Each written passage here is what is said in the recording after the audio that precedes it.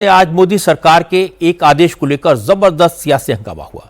विपक्ष ने आरोप लगाया कि सरकार अब लोग के फोन में घुसकर जासूसी करने पर आमादा है। सरकार लोगों का डेटा चुरा रही है। असल में टेलीकॉम मिनिस्ट्री ने एप्पल, गूगल, सैमसंग, एप्पो समेत मोबाइल बनाने वाली तमाम कंपनियों को ऑर्डर दिया है कि वो मार्च 2026 से बाजार में आने वाले सारे मोबाइल फोन्स में सरकार का संचार साथी ऐप प्री इंस्टॉल करके दें और यूजर्स को इस ऐप को अनस्टॉल करने की परमिशन नहीं होगी। सरकार ने अपने आदेश में मोबाइल कंपनियों से कहा कि जो फोन ऑलरेडी मार्केट में आ चुके हैं उनमें सॉफ्टवेयर अपडेट के जरिए संचार साथी ऐप को इंस्टॉल किया जाए। सरकार ने कहा कि बढ़ते साइबर क्राइम को रोकने के लिए, फोन चोरी पर लगाम लगाने के लिए, दूसरों के नाम पर सिम कार्ड लेने जैसे अपराधों को रोकने के लिए ऐसा करना जरूरी हो गया है। संचार मंत्रालय ने आदेश दिया कि 28 नवंबर को मोबाइल कंपनियों को अगले 90 दिन में इसको लागू करके 120 दिनों के भीतर कंप्लायंस रिपोर्ट सरकार को देनी होगी। सरकार के इसी आदेश को लेकर विपक्षी दलों ने आरोप लगाया कि यह लोगों की जासूसी करने का सरकारी नुस्खा है। कांग्रेस, समाजवादी पार्टी, आम आदमी पार्टी, उद्धव ठाकरे की शिवसेना और डीएमके समेत तमाम पार्टियों के नेताओं ने कहा, लोगों के मोबाइल में जबरदस्ती संचार साथी ऐप इंस्टॉल करके सरकार नागरिकों की निगरानी करना चाहती है, भारत को नॉर्थ कोरिया बना रही है। क्या नॉर्थ कोरिया बनाएंगे देश को? कि कैसे बाल कटेंगे, कैसे आप हंसेंगे, कैसे आप सोएंगे, क्या आप खाएंगे, क्या आप सुनेंगे, सब चीज़ों को कंट्रोल करेंगे, लोगों की निजता का हनन करेंगे। आप सिक्योरिटी के नाम के ऊपर लोगों की निजता का हनन नहीं कर सकते। आप लोगों के साथ इस प्रकार का व्यवहार करेंगे, कोई भी आदमी आप हर वक्त आप उसके घर के अंदर, उसके बेडरूम के अंदर बैठे रहेंगे, ये कौन सा तरीका होगा? आप सिक्योरिटी के बहुत सारे तरीके हैं। क्या विकसित देशों के अंदर सिक्योरिटी के तरीके नहीं है? वहाँ लोगों की निजता का हनन नहीं किया जाता। क्यों आपको लगता है कि इससे प्राइवेसी जो है उसमें हनन होगा? क्योंकि सरकार तो कह रही है कि साइबर सिक्योरिटी, ये जो फ्रॉड्स हैं, इन सब से बचने के लिए ये मेजर लेना जरूरी है। साइबर सिक्योरिटी क्या विकसित देशों में नहीं है? क्या अमेरिका में नहीं है? यूके में नहीं है? क्या सिंगापुर में नहीं है? सब जगह सिक्योरिटी है। आप उन चीज़ों को अडॉप्ट करिए। आप नॉर्थ कोरिया की तरफ क्यों जा रहे हैं? क्या आप लोगों के बेडरूम के अंदर घुसने का काम कर रहे हैं? लोगों के बेडरूम में जाकेंगे? देखिए, सरकार हर एक के मोबाइल में क्या खोजबीन करना चाहती है।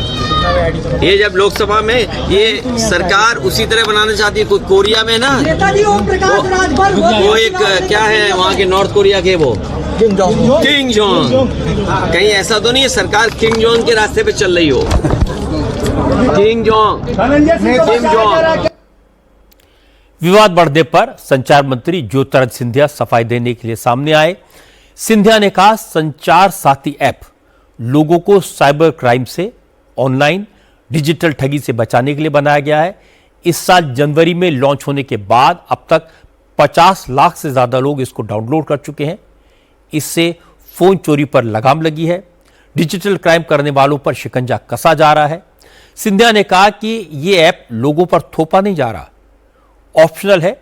जिसको यह ऐप रखना हो रखे, जिसको मोबाइल से हटाना हो वो डिलीट कर दे।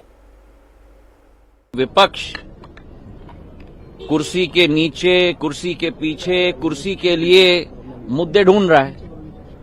अब सभी भ्रमों को दूर करना सरकार की जिम्मेदारी है। आप उसको जिस तरीके से अपने फोन पे दूसरे ऐप को दबाओगे और कहोगे डिलीट, वैसे इसको भी दबा सकते हो और कह सकते हो डिलीट। ये कस्टमर प्रोटेक्शन की बात है और हर भ्रम को मैं तोड़ने की कोशिश कर रहा हूं। आपको डिलीट करना है तो आप डिलीट कर दोगे। आप कोई मैंडेटरी नहीं है। आप अगर रजिस्टर नहीं करना चाहते हो, मतलब कि उदाहरण के तौर पे इस ऐप का उपयोग नहीं करना चाहते हो, तो रजिस्टर मत करो, वो डोरमेंट रहेगा।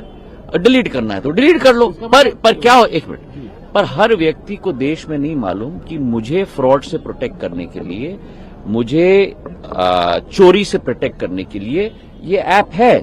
तो हर व्यक्ति तक ये ऐप पहुंचाना हमारी जिम्मेदारी है। अगर आपको डिलीट करना है तो डिलीट कर दो, नहीं इस्तेमाल करना है तो रजिस्टर मत करो। तो जो लोग सत्य नहीं देखना चाहते हैं उन लोगों को हम सत्य नहीं दिखा सकते। जो लोग सुविधा इस्तेमाल करना चाहते हैं वो करें, जो नहीं करना चाहते हैं और डिलीट करना चाहते हैं वो डिलीट करें।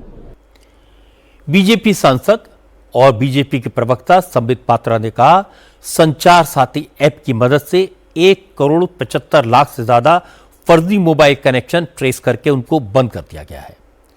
चुराए गए 27 लाख फोन का पता लगा लिया गया है। समीर पात्रा ने कहा, कई बार आतंकी और अपराधी दूसरों के नाम पर सिम लेकर देश विरोधी एक्टिविटीज को अंजाम देते हैं। संचार साथी इन सभी हरकतों पर लगाम लगाने के लिए है।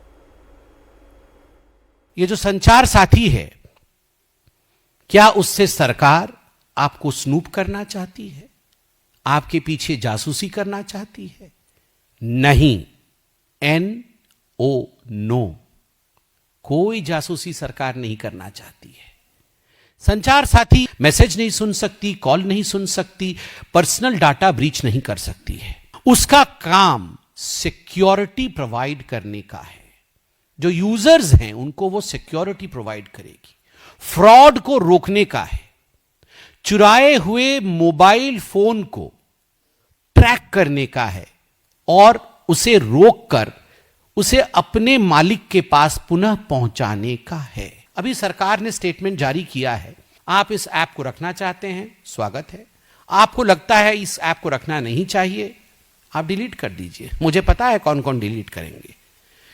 जो लोग, देखिए, चोर की दाढ़ी में तिनका, चोर की दाढ़ी में तिनका, ये कहावत है।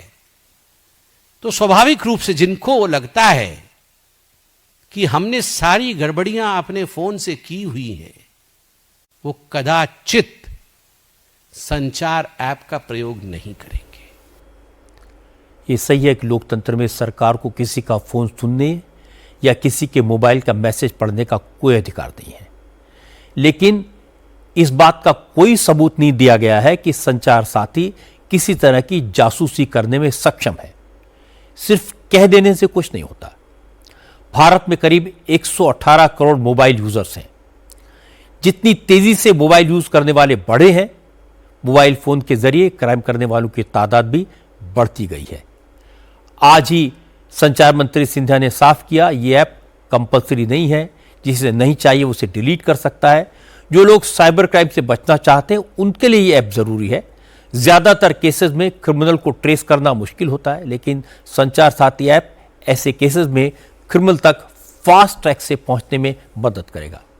इसीलिए संचार साथी बड़े काम की चीज है।